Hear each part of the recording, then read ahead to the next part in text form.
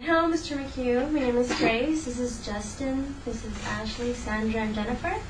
And we're all in the TLU Honors Program. For this program, we were told to read a series of books. The first section is for your book deadlines. And it's a pleasure for us to have you. And we'd like to ask you a few questions, if you don't mind. That'll be fine. I'm always happy to talk about it. Okay. The first question is from Justin.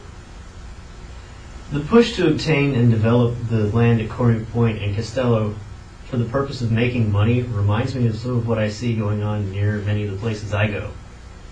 And farmland is being bought up by developers to be resold for a large profit. If the developers continue to have their way with this, do you think that that food production within the nation could ultimately come to an end? Well, I don't think food production in the United States is going to come to an end for one really big and important reason, and that is it's one of the few things that the United States can still do to adjust its trade balance overseas. One of the things that we can still make and sell in vast quantities is food and fiber, especially grains, wheat, rice, and corn. So, as a matter of national policy and as a matter of balancing the budget, the great industrial forces will try to find a way to do that. But I think deep inside of your question is another point, which is how do we manage land use in the best possible way, and how do we prevent profit-seeking predation on what makes the most sense. Corner Point and Deadlines was an abuse of public land. And it's actually based on a real-life investigation I did for the San Francisco Chronicle. Back in 1968, there was a very pivotal essay written by a man named Garrett Hardin, who's one of the initial deep ecologists. It was called The Tragedy of the Commons. You may or may not have heard of it, but it's worth looking into. And what his premise was is when you had a collective resource with open access, then individuals would try to exploit it for personal gain to the detriment of all. And public land is the new commons. And as budgets get tight and as policies get corrupted or convoluted, what you'll see is more and more pressure on public assets in an effort to privatize them in some way. Here in California, we've got a recent example where Governor Schwarzenegger tried to take 11 major state properties and sell them and have the state lease them back so they could continue to use them, which would have been good for the new owners but terrible for the taxpayers of California over the long haul. So when it comes to farmland, especially with the pressures that we're seeing with global climate change, a smart policy would be to analyze what productive farmlands are going to be the ones that will be most viable in our changed climate situations, and definitely set those aside for agriculture. But that would take a collective, unimpeded will of the people, and right now we're seeing the collective will of the people thwarted all kinds of ways. Is there a ray of hope? I think there's another simultaneous thing that's going on with food production, which I would call dispersed sourcing, which means that more and more people are taking matters into their own, window flower pots growing herbs and growing chickens in the backyard and so on. And when you do that, when you disperse it, then you can also make use of things like domestic gray water and keep your own food production going. It's not the same as farmers, but it's a good thing. Same thing as with solar power generation, where you have dispersed power generation by people just putting panels on the roofs of their houses. Does that answer your question? Yes, it does. Thank you. Okay, our next question is from Jennifer. All right, you talked a little bit about this, but what other parts of the novel may or may not be based on personal encounters? Like, what aspects of the book represent real events, characters, or places for you? Yeah. Well, see, the thing about writing novels, writing what I would call, metafiction, by that I mean really big pieces of fiction, is you're trying to model the world. And you think about that as a writer, as an artist, one would need to use literally everything that you can think of, everything you can imagine, everything you can remember. Now, in the case of deadlines, situation deadlines, as I mentioned, Corner Point was based on a real-life investigative series I did in the 1990s, which was about a state-owned land called the Silomar Conference Center near Monterey.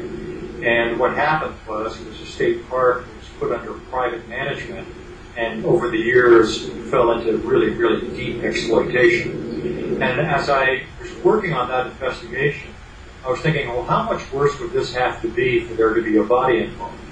And in fact, while I was doing the investigation, since there were high stakes, I was, for a little bit of time, I was concerned the body might be mine. But what I did was, I was working on deadlines, because I thought, okay, I'm going to exaggerate this a little bit in the interest of art. You know, your poetic license gives you power to do that. And the other thing that I was going to do was blend in other stories I was aware of around California. For example, there was a state park called Will Rogers State Historic Park. And Will Rogers was a famous cowboy comedian during the FDR era. And he had a ranch near Northern Ranch, was gradually used more and more to house the horses and the riding activities of Hollywood stars. And so they were gradually trying to turn it into their own horse park. And it was only like a determined bout of local activism that made that situation come around. And this is another example, of course, of public resources, public assets being tried to turn to private gain and private enjoyment. Now, as far as the people are concerned, when I started writing this, I thought, okay, what we have to do if we're going to write a mystery is we need a detective, and in particular, we need a flawed detective because there is no more entertaining kind. So I needed a model for that. At the Chronicle, there was a very famous columnist by the name of Charles McHugh. And Charles McHugh was a very erudite guy. He had studied Michael de Montaigne, the French essayist, and he imagined that he was like Michael de Montaigne. And he wrote very, very good copy. But he was also a rampaging alcoholic and a nasty drunk. And so whenever he got in his cups, that the mayhem he could inflict on those around him was extensive. So my line on him was, he had no enemies, but all his friends hated him. And I thought, okay, I could create a character like that. But if I did, about a third of the way into the book, people would throw it across the room. So I needed to give it a redemption arc. So Paul McHugh, over the course of deadlines, gradually, rediscovers his true self, his true voice, and is saved by the actual activity of remembering what he was put on earth for. So those are some examples of turning personal, individual experiences into fiction. One of the things that I was proudest of in my 30-year career as a journalist was I was never accused of making up or distorting a quote, not once in 30 years. But the beauty of writing fiction is now, not only can I put words in people's mouths, I can invent people and tell them what to say. That's a very liberating thing for somebody who's been forced to write nonfiction for 3 decades in a row. Nice. Thank you. The next question is, what do you believe is the future of print media? Well, that's a very large and tangled and cumbersome question. Actually, the question's simple. The answer is convoluted. A shakedown of considerable dimensions right now. And it's enhanced by digital media. I mean, things are changing not quite at the speed of light, but not far behind it. And the problem is everything we do has to be nurtured by an economic model of some sort. And what we're seeing in newspapers is the economic model has been really rather thoroughly trashed over the last 20 years. It's still surviving in some niches, and there will be some media that survives. So let's talk newspapers first. And what's going to happen, what seems to be happening is in the shakeout, a lot of regional papers that have gone into steep decline and newsrooms are half the size that they used to be, which means basically if you want to continue the same proportion, that the ability of newsprint media, of the quote-unquote fourth estate, to be a social watchdog is similarly impaired. Now, you will see, I believe, the meta journals. By that I mean, basically it looks like right now, the New York Times, the Wall Street Journal, and to some degree the Washington Post will be the last icon standing, whereas the regional papers are struggling to get by. Interestingly enough, there are two niches in newspapering that are doing rather well. One is ethnic media, and the other is small local local advertising-driven newspapers, the free handout newspapers. Those are all doing okay. When it comes to print, when it comes to books, that's a little more nebulous. We're kind of like in dubious battle contending on that. There are some advantages to a book that won't go away. A book is a codex. Invented really around the time of Christ. The idea that you have this set of pages that you can riffle through and simultaneously access actually makes a book technologically proficient. It's still better even than an iPad, because you have to scroll an iPad the same way they used to be able to scroll a papyrus roll. So books actually still have a technological advantage. And then the other advantage that books have is that you can drop it, you can step on it, you can fling it across the room, and it still works. It's pretty hard to do that with your tablet. And then also the other advantage is, of course, once the book's been printed, the energy's been put into it, and it's pretty, to take that energy out, you have to set it on fire. Whereas in the web, in the cloud, and in your electronic device, the information that's coded has to be held in existence by the continual addition of more power. Otherwise, the second law of thermodynamics kicks in, and the system begins to decline. I compare that to a pedal-operated helicopter. As long as you keep pedaling, it stays aloft. So what happens to your ebook? What happens to your e-information if, there's this immense solar flare that wipes out microchips? What happens if the power, you have an extended blackout and generators come down? All of a sudden, all of your digital content goes poof. So there is a considerable advantage in having print media around. How much of it's going to be around, that's what we're going to have to figure out as a society in the years to come. It's interesting that right now, I read in the Wall Street Journal yesterday, that they're raising the prices of ebooks now because the publishers were finding them uneconomic. So the new Michael Connelly, the new Stephen King book are not going to be at the Amazon pricing of $9.99. They're going to be closer to $16. So that's going to make books, if the price of ebooks goes up, it's going to make the prices of regular books seem more reasonable. And then the last point of recent changes in that regard is Amazon is considering kind of a Netflix model where you actually pay a basic subscription right, and then you've got access to an entire library. And it'll be interesting to see if that takes hold. So what's going to happen to print? I think, to sum up, you will see major newspapers continue. You'll see small local and ethnic newspapers do okay. And I think books will eventually find their niche. I think things will settle down a little bit, and people will be able to estimate the comparative advantages. Okay, who's next? Sandra, is there a question? You talked about this a little earlier in another question, but I was wondering do you think writing a fiction novel was the most powerful way to portray your message? Well, the most powerful. Right now I'd have to say that because that's what I'm putting all my energy into after having done 30 years in print and video journalism. I think a way to look at it is to think about the sheer importance of storytelling. Stories are really how humanity has always interpreted existence. Stories are how we probe ourselves, they're how we inspire ourselves, they're how we try to make sense of things. We all have a story we tell ourselves about ourselves, our individual life tale, our idea of an arc, our idea of ourselves as a hero, our idea of what's the next purpose, our idea of whether we're going to, in our own lives, live up to the love songs. So fiction storytelling is particularly valuable because it involves the imagination. And that's the great aspect of reading a story, a fictional story, as opposed to seeing a fictional story like in a movie. A fictional story in a movie, you're pretty much taken along for the ride.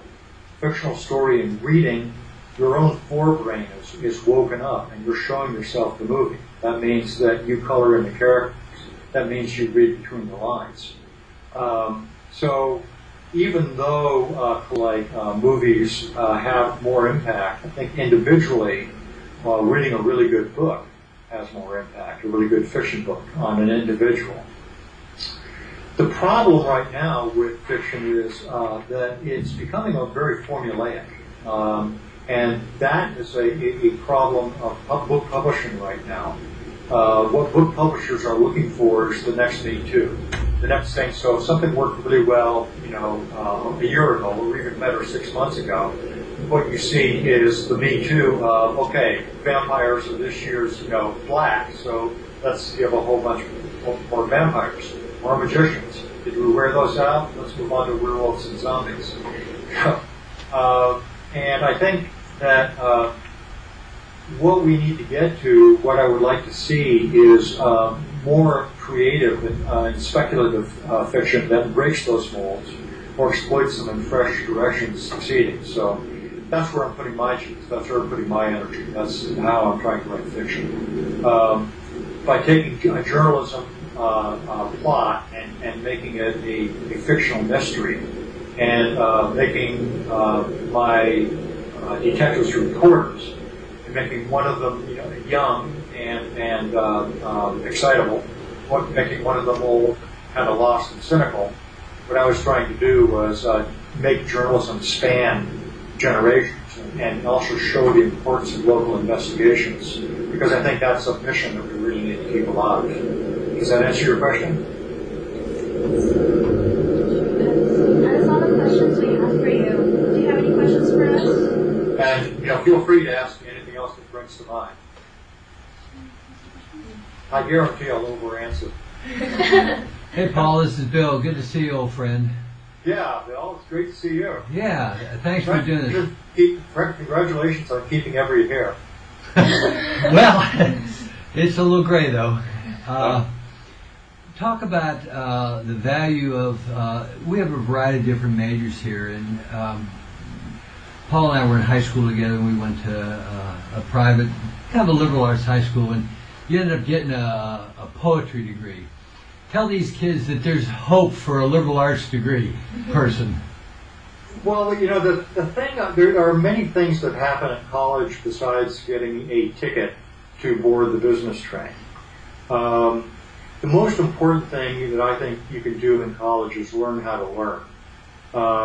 Learn how to research, learn how to codify information in your brain, learn how to follow inspiration, learn how to communicate, both with your teachers and your other students, learn how to probe information sources and get what you want. Those aren't skills that are confined to any particular discipline. Those are skills that transfer across the broad spectrum of human activity. One that is really important for any student or any human being, I think, is to have all parts of the self engaged. And I'm not talking just about the acquisitive parts that wish to make a good living and acquire possessions, a suitable mate, and move on into a good material life.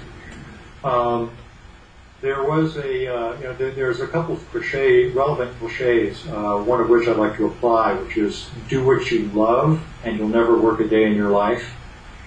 What do you love? That's a very important thing to find out. And, it may be, depending on your religious beliefs, you may or may not believe in a soul of an individual's, but let's use that word for the time being. What is your individual soul? What delights you in terms of your vision, your experience, and what gifts would you like to give to other human beings? What has been the view of people who preceded you? And a liberal arts education, those are the things that you most quickly discover. I don't know that you discover it as quickly in getting your MBA or your law degree. You can get a liberal degree, or at least add liberal add-ons, and then when you move into law, maybe you'll know what kind of causes you want to fight for. If you move into politics, maybe you'll know what your grand beliefs are.